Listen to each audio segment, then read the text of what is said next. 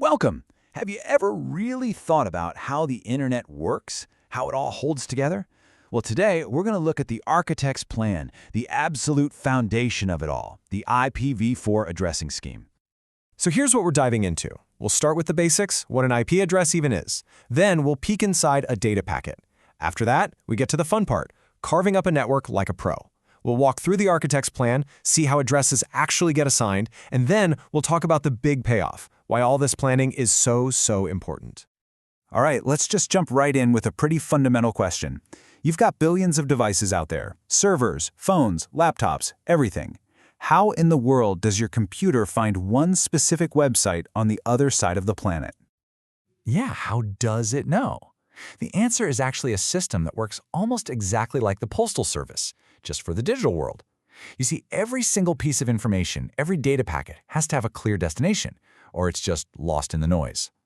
And that digital address, that's what we call an IPv4 address. It's the foundational system of the internet we know and love. It's just a unique 32-bit number, but it ensures every single packet knows where it came from and where it's going.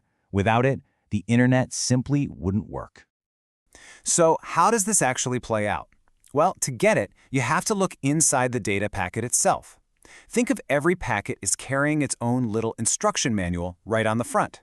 We call it a header, and it tells the network exactly what to do. Now, the real header is pretty complex, but it really just boils down to four critical parts. You've got the source address, where it's from, and the destination address, where it's going. Simple enough.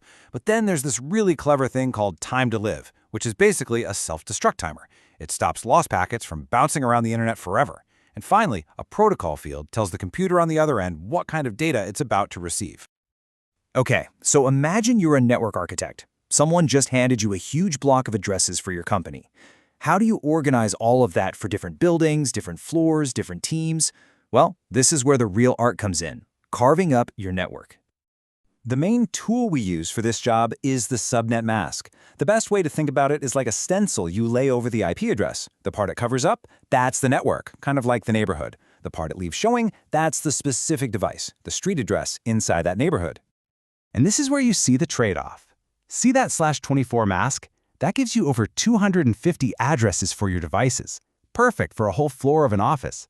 But if you crank it all the way up to a /30 mask, you're left with just 2 usable addresses. Now, why on earth would you want that?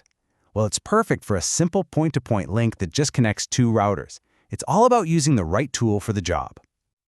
But that brings up a really common problem, right? You're going to need a big network for all your users, but then you'll also need those tiny little networks just for router links. Using the same size for everything would be an incredible waste of addresses. There's got to be a smarter way. And that smarter way is called VLSM, or Variable Length Subnet Masking. It's such a brilliant, simple idea. It just lets you create subnets of different sizes. Without it, you'd be forced to use that huge 250 address block for a link that only needs 2. I mean, that's like buying an entire city block just to park one car. VLSM lets us carve out exactly what we need and not waste a single address. Okay, so we've got our tools, subnetting and VLSM. Now, let's pull up the architect's actual blueprint. You know, building a solid IPv4 plan isn't random. It's a very clear, logical process designed to build a network that's stable and can grow over time. A real professional plan always starts with the requirements. You have to know what you need, how many people, how many devices, where are they? Then you design hierarchically, grouping addresses together logically. This is where you use those tiny /30 subnets for your router-to-router links to be efficient. And the most critical step of all, you always leave room to grow. Always. So we have this beautiful plan all laid out. But how do the devices on the network, your laptop, your phone, actually get their IP addresses? Well, there are 2 main ways to do it, by hand, or you can let the network do the work for you. And there's a really simple rule of thumb here.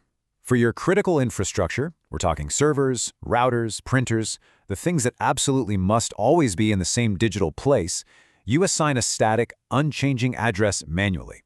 But for the hundreds, maybe thousands of user devices that come and go every day, you let a DHCP server hand out addresses automatically. It's really the only sane way to manage a modern network. So you might be thinking, wow, this is a lot of work, all this planning and subnetting. And you're right, it is. But the payoff for doing this right is a network that isn't just working, but one that's efficient, stable, and ready for whatever you throw at it next. The absolute biggest payoff of a smart hierarchical plan is something called route summarization. The best way to think about it is like this. Instead of a router needing to know every single street address in an entire city, it can just use one single entry that says all downtown exits. This ability to summarize makes network routing tables exponentially smaller, and that, in turn, makes your whole network faster, way more stable, and a heck of a lot easier to manage. So in the end, your IP addressing plan, it really is the digital foundation of your entire operation. It's the blueprint. It doesn't just determine how well things work today, it determines how easily your network can adapt and grow for whatever comes tomorrow. So, is your foundation built to last?